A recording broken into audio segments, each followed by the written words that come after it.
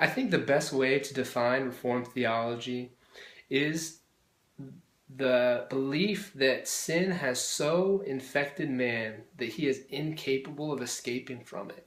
He's bound to it, and he can't do anything to save himself without first God acting on his behalf and intervening in the life of the man. The question came up the other day when I was talking with some of my friends, does God love everyone equally?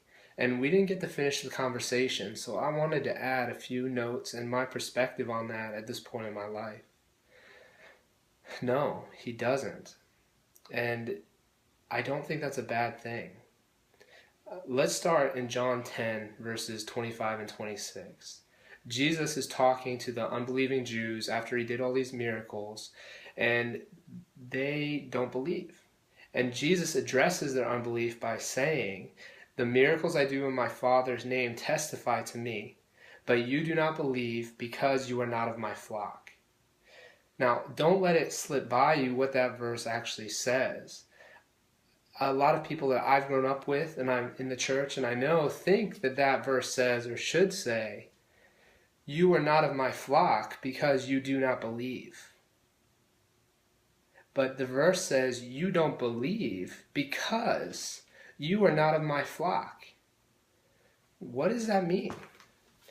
You don't believe because you weren't chosen by me? I'm the shepherd. You're not my sheep. You're somewhere else. I'm here with my sheep who I've chosen, and they get it. But I didn't choose you, so no matter what is done before you, you won't get it. You're not my sheep. I think that's a pretty strong example in John. And there's another one that there's so much to talk about, but John 6, 43 and 44. It can't go unnoticed in those verses that in order for a man to come to Jesus, he first has to be drawn by the Father. So either you have to say that God draws everybody and then he will come to Jesus, and you take the perspective of universalism where everybody will be saved. Or you have to recognize that God doesn't draw everybody. He has purposes for everyone.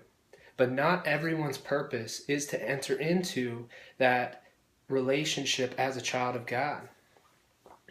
I think to Romans 9, where there's pots made for noble purposes and pots made for ignoble purposes, and it's God's right to choose. He's the potter. He has the freedom. And it's God's, and no one can say he did anything wrong by choosing one person like Jacob, and not choosing another like Esau. Romans 9 will probably be another video in and of itself, because I know a lot of the objections to that interpretation, including its referencing nations. But I think Calvin himself has thoroughly discredited that perspective. And certainly in recent years, John Piper, R.C. Sproul, James White have all done significant work in understanding that verse and explaining that verse and exegeting it. So, does God love everyone equally? Where were the prophets sent to the Midianite high priest? Where did everyone in Canaan get a prophet sent to them? Or did God choose Israel and limit his redemptive love on Israel for a time? I don't think you can say that God loves everyone equally. I've heard it said that God is love, and I agree. But that, to me, doesn't follow from that God loves everybody exactly the same. Even I have a wife, and I'm a Christian, and I try and love everyone. But I certainly have a different love for my wife than I do for a stranger on the street, or even my best friend.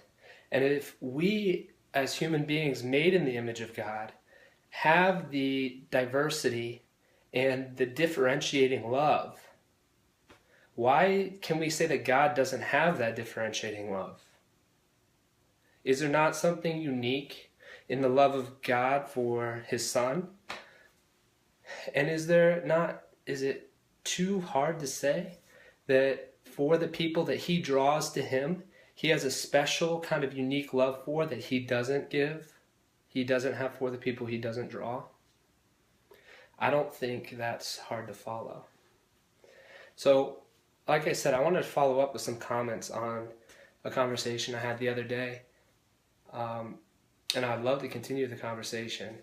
And I'd love to hear how you can explain that John 6, verses 33 or 43 and 44, where God first draws a person and then that person comes to know Jesus.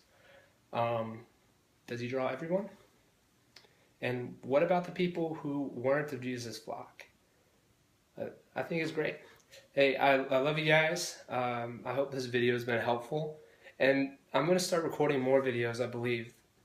The reason I'm doing this is I would really like for my children and my great-grandchildren and my friends and even me in later years to see how God has developed my view and my understanding of him, and to really just have a journal, I guess, of the different things God's shown me, and let's see if this changes over time. But I think it'd be cool to have something to provide to other people about how God has worked in my life.